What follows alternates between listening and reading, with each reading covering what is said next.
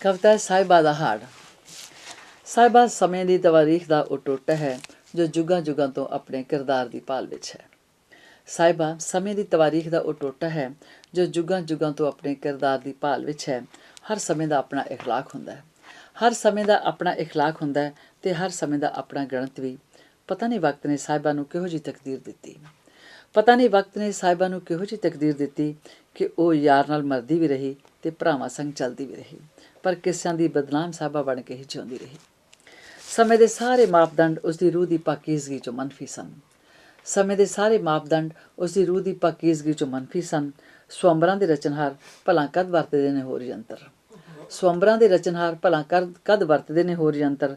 ਦਰੋਪਤੀ ਨੂੰ ਹਾਰਨ ਵਾਲੇ ਵੀ ਉਹਨਾਂ ਰੁੱਤਾਂ ਦੇ ਹੀ ਵਣਜਾਰੇ ਸਨ ਜਿਹੜੇ ਹਰ ਮੌਸਮ ਦਾ ਲਿਬਾਸ ਵੇਖਣਾ ਜਾਣਦੇ ਸਨ। ਦਰੋਪਤੀ ਨੂੰ ਹਾਰਨ ਵਾਲੇ ਵੀ ਉਹਨਾਂ ਰੁੱਤਾਂ ਦੇ ਹੀ ਵਣਜਾਰੇ ਸਨ ਜਿਹੜੇ ਹਰ ਮੌਸਮ ਦਾ ਲਿਬਾਸ ਦੇਖਣਾ ਜਾਣਦੇ ਸਨ। ਰੂਹਾਂ ਦੀਆਂ ਗੱਲਾਂ ਉਹਨਾਂ ਦੀਆਂ ਹੋਣੀਆਂ ਤੋਂ ਪਰੇ ਸਨ। ਪਰ ਸਾਹਿਬਾ ਵਿਚਾਰੀ ਤਾਂ ਇਕੱਲੀ ਕਾਰੀ ਜੰਡ ਹੇਠ ਕੂਕਦੀ ਰਹੀ। ਉਸਦੀ ਕੂਕ ਹਰ ਔਰਤ ਦਾ ਸੰਤਾਪ ਹੈ, ਉਸਦੀ ਕੂਕ ਹਰ ਔਰਤ ਦਾ ਸੰਤਾਪ ਹੈ। ਉਸਦੀ ਦੁਚਿੱਤੀ ਹਰ ਔਰਤ ਦੀ ਹੋਣੀ ਹੈ, ਉਸਦੀ ਵਫਾ ਹਰ ਔਰਤ ਦਾ ਕਿਰਦਾਰ ਹੈ।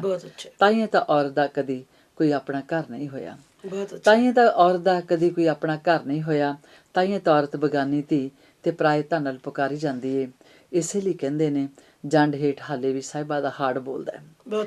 ਇਸ ਲਈ ਕਹਿੰਦੇ ਨੇ ਜੰਡ ਹੇਠ ਹਾਲੇ ਵੀ ਸਾਹਿਬਾ ਦਾ ਹਾੜ ਬੋਲਦਾ ਹੈ ਕਿ ਮੈਨੂੰ ਬਗਾਨੀ ਧੀ ਨੂੰ ਘਰ ਚਾਹੀਦਾ ਹੈ, ਮੈਨੂੰ ਪਰਾਏ ਧਨ ਨੂੰ ਇੱਕ ਜ਼ਮੀਨ ਚਾਹੀਦੀ ਹੈ।